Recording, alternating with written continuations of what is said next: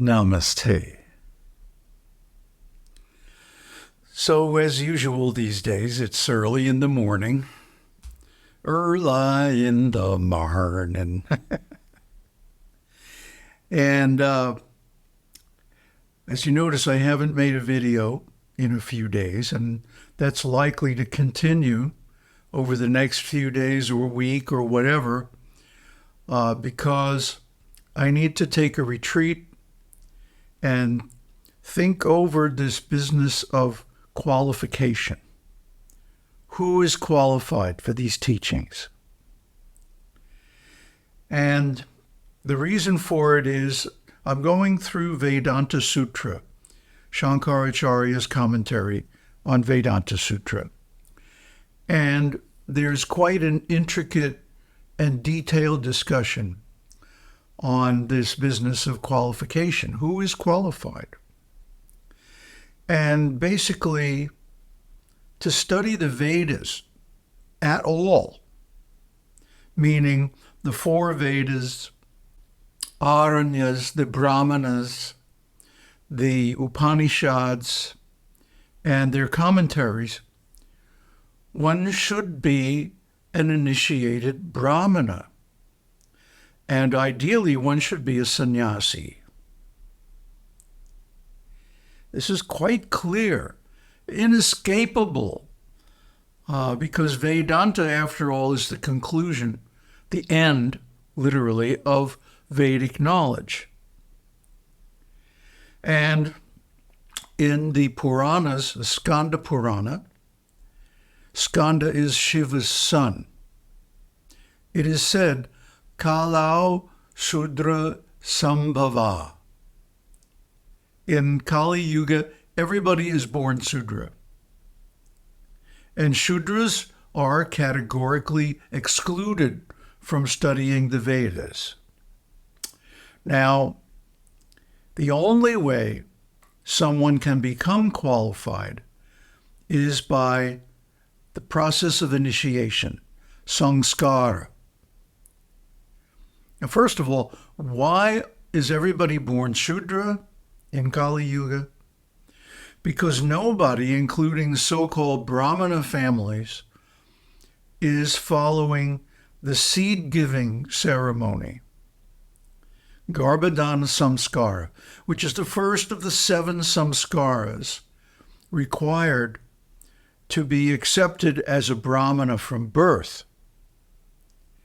So because they're not following the tantric scriptures and doing the seed-giving ceremony at the time of conception, the quality of the offspring is only Shudra. Now, this is not my opinion. This is in the scriptures. It's clear. It's beyond clear. It's absolute. It's not only in the Puranas, it's in the Manusmriti and so many other sources, authentic Vedic sources. There's no getting around it.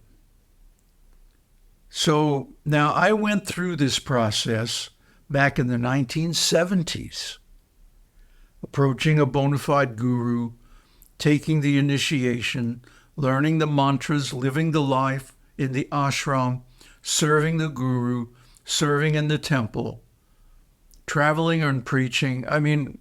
I did all that. That's one of the reasons why I am here today. And another reason, here's another one. Shankaracharya has this way of dropping bombs, just casually, in the middle of his commentaries.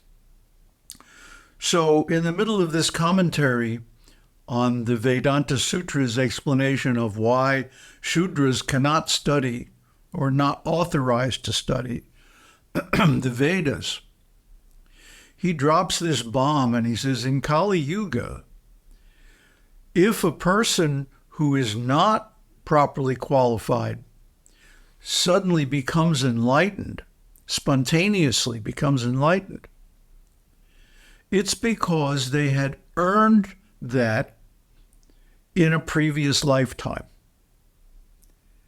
In other words, in their previous life, they went through all the sadhana, got all the initiations, and did everything, but they maybe ran out of time at the end of that life and didn't quite finish up. So then they appear in Kali Yuga, and at a certain point, enlightenment just drops out of the sky on them. Maybe they're students of Vedic culture like I was, or maybe not. Maybe they're hippies taking drugs. Maybe they're, who knows? I mean, even this guy, Federico Fagin, who was a scientist, a software developer, quite influential guy in the IT scene, an engineer, inventor of a lot of things. He had this experience. So if someone who came up through that route can have the experience of enlightenment, or someone who has come up through the hippie culture or drug culture can have that kind of experience and realize themselves, realize Brahman, then it's possible for anybody, as long as in the previous life they had earned the qualification. So if that's not happening, can they earn that qualification in this life? That's a good question. That's one of the things I have to think over. Even if a person is born Shudra or even lower, which is, the whole world today, can they become qualified to realize Brahman through sadhana? Or is realization of Brahman limited only to those who have earned it in a previous life? I don't know yet. I haven't made up my mind.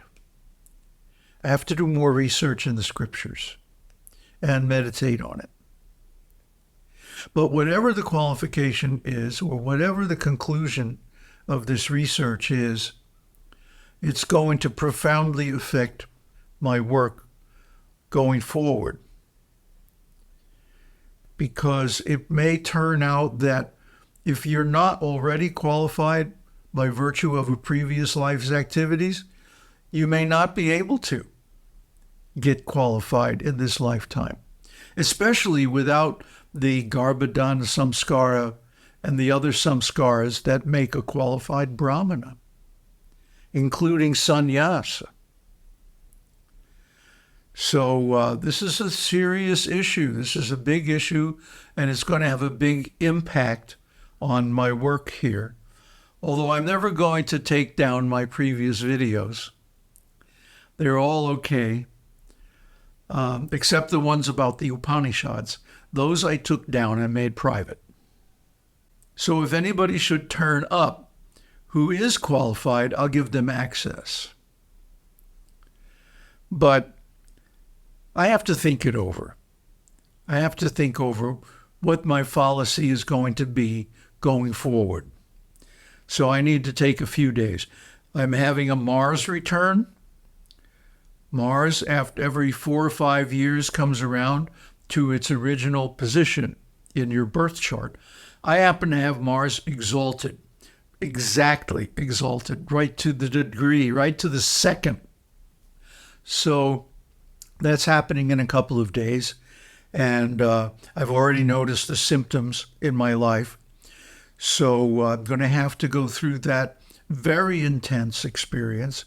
And I want to do it in an atmosphere of withdrawal and contemplation. So I won't be doing any more videos for a few days. And when I do, I'll let you know if I've reached a conclusion and what it is.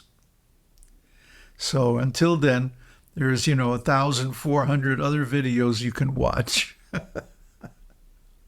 Enjoy. Om Tat Sat. Om Shakti Om.